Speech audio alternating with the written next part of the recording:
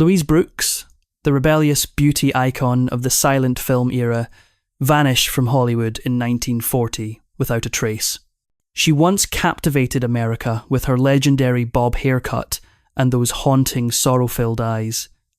Yet few ever imagined that behind her glamorous facade was a private life filled with turmoil and secrets. More than 30 years later, a film historian accidentally stumbled upon her final whereabouts, and the truth left him absolutely shattered. Never before seen photos, torn and faded letters, everything is finally being uncovered in this video. Before we dive deeper, tell me in the comments where you're watching from. Grab yourself a warm drink, maybe a cup of tea, or just water, and sit back as we begin this journey together. Louise Brooks was born on November 14th, 1906 inches, Cherryville, Kansas, a small, sleepy town in the heart of the United States. Her father, Leonard Brooks, was a quiet lawyer who loved knowledge so much that he would spend hours in his study reading Greek philosophy. Her mother, Myra, was a free-spirited pianist who believed that music and art were the only escapes from the banality of life. Growing up in such an inspiring environment, Louise soon became a joyful and curious girl. But Louise's life was not all woven with peaceful notes. When she was only 9 years old, she was molested by a neighbour named Mr. Flowers. It was a horrifying memory, a scar that never healed. She never told anyone, only carrying the hurt and suspicion of love in her heart for the rest of her life.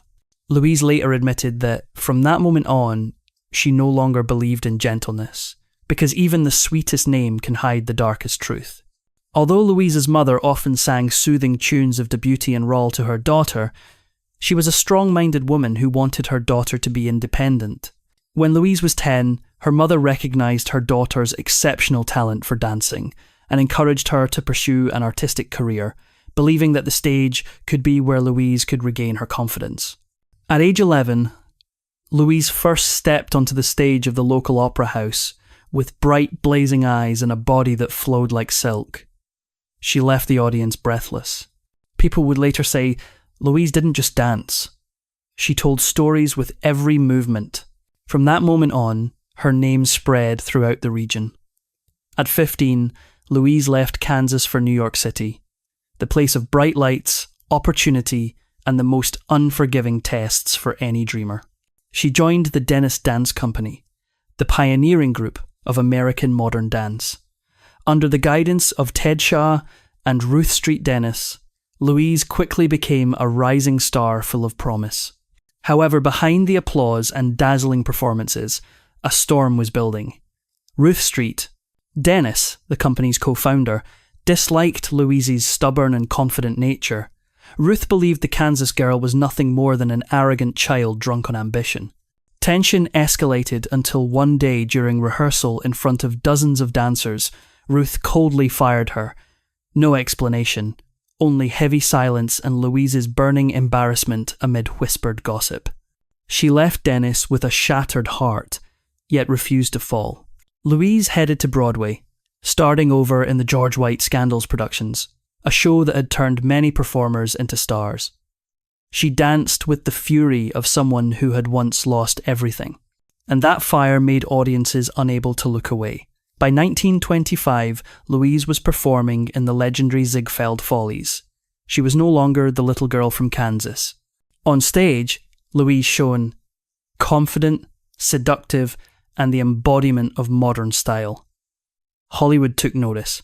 Paramount Pictures producer Walter Wanganger was captivated by her cool beauty and unreadable gaze. He invited her to sign a contract and soon began a secret affair with her, despite already being married. Louise knew it was wrong, but love had never been simple for her. In the end, Paramount offered Louise a 5-year contract, opening a new chapter in her career. But if Louise thought this was her turning point towards superstardom, she was about to face a brutal shock. She was only 18 when the gaze of Charlie Chaplin, the most powerful man in cinema at the time, landed on her. Chaplin was 36, married, and so famous that any woman would have killed just to be in his orbit. Louise, young and fiery, flew toward that flame like a moth, unaware of just how badly she was going to get burned. They had a short summer together, full of passion and forbidden desire, where the line between art and lust dissolved completely. When Chaplin walked away, he left behind a scar that would never heal, and a painful lesson about the power men held in the film industry. A few years later, Louise finally secured the role that would define her style in the film A Girl in Every Port. She wasn't just playing a flirtatious woman, she embodied seduction and rebellion. That sharp black bob grazing her jawline, those curled, defiant lips, that cold steel stare. Louise wasn't simply acting. She created a fashion revolution as women across America rushed to copy the Louise Brooks haircut. In the summer of 1926, she married director Eddie Sutherland. To Louise, marriage felt like a gilded cage. She despised restriction. She despised the idea of playing the beautiful wife once the spotlight dimmed. After only a year, she fell into the arms of millionaire George Marshall, a charming, generous, and dangerously tempting man. Their secret affair set Hollywood ablaze, and eventually she left Sutherland behind. On the night she walked away, a desperate Sutherland attempted suicide by taking sleeping pills. He survived, yet Louise's life was never the same again. Then came 1928, both her peak and the beginning of her downfall. During the filming of Beggars of Life, Louise witnessed the true face of Hollywood, ruthless and merciless. A vicious rumour spread, claiming she had contracted syphilis and passed it to producer Jack Pickford. It wasn't true, but the lie was enough to scorch her rising career. Overnight, the promising star became a pariah in every party room. Director William Wellman, who worked with her on the film, made things even worse. To him, she was nothing more than a tool to capture authentic scenes. In one dangerous sequence, he forced her to climb onto a moving train. One slip, and she could have been killed. From that moment, Louise carried a deep fear and anger toward the industry she once worshiped. Amid the storms of scandal and crushing loneliness, Louise threw herself into reckless affairs as if running from her own reflection. Her relationship with George Marshall dragged on, but whatever love once existed had long dissolved. What remained was an addiction to chaos.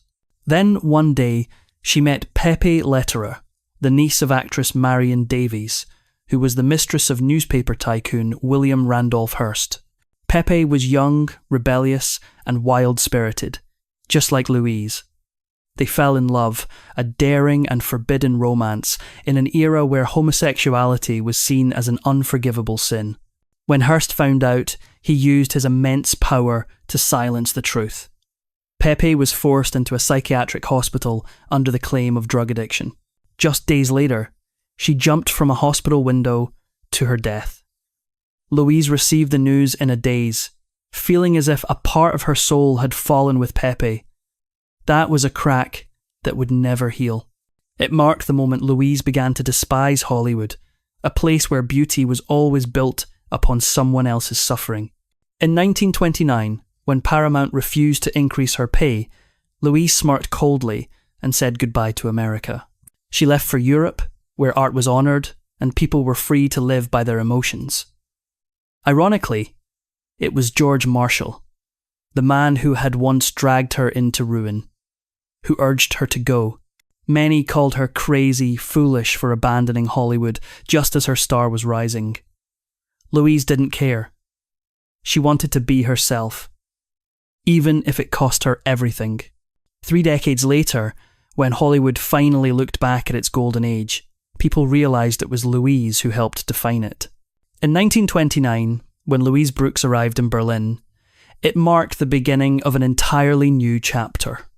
Here, among the streets, bathed in golden lamplight and jazz music flowing out of smoky bars, she was no longer judged by her beauty or rebellious persona. She was finally seen as a true artist. It was here that she met director Georg Wilhelm Pabst, the man who would turn Louise Brooks into a legend. The film Pandora's Box was born during the height of Germany's silent film era. Pop's striking face in Louise. He saw a soul that was complex, untamed, and heartbreakingly fragile. He cast her as Lulu, a seductive, free-spirited woman ultimately consumed by human desire. It was more than a role. It was a mirror held up to Louisa's own life. In Pandora's Box, she performed with her eyes, her gestures, and her silence. It was the pure language of emotion, something no Hollywood star truly understood at the time. Audiences back then might not have been ready for such cold acting, but history remembers this clearly. Louise Brooks acted as if she were truly alive on screen.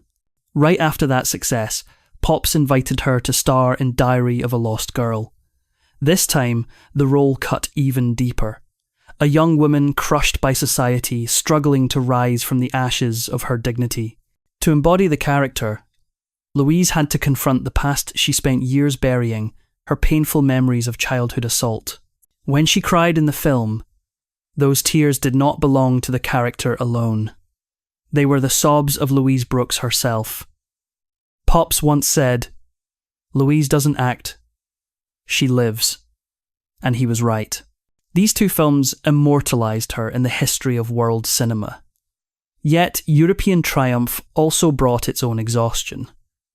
When Pops urged her to stay in Germany and continue working together, he understood one truth.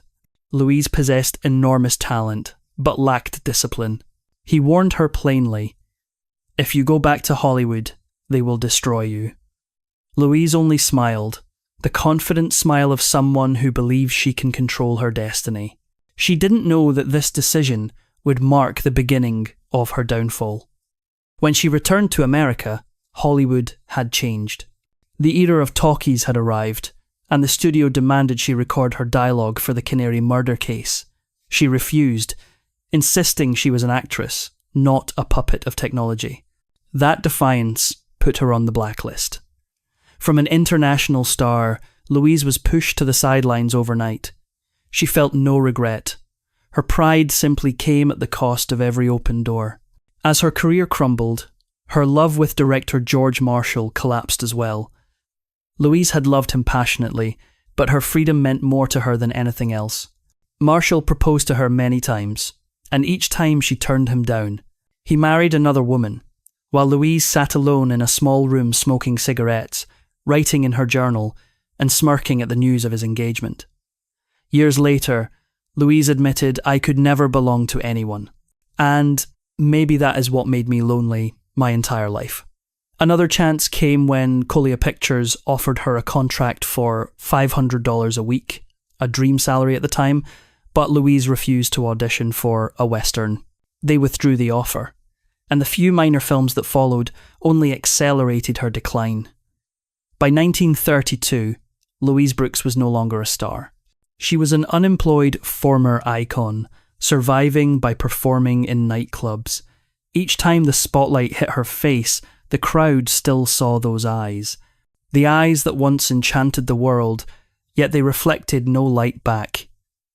In 1938, Louise returned to the screen in Overland Stage Raiders with John Wayne. She cut off her signature bob, grew her hair long, and tried to start over. Hollywood had forgotten her. The film flopped, and this time she gave up for good.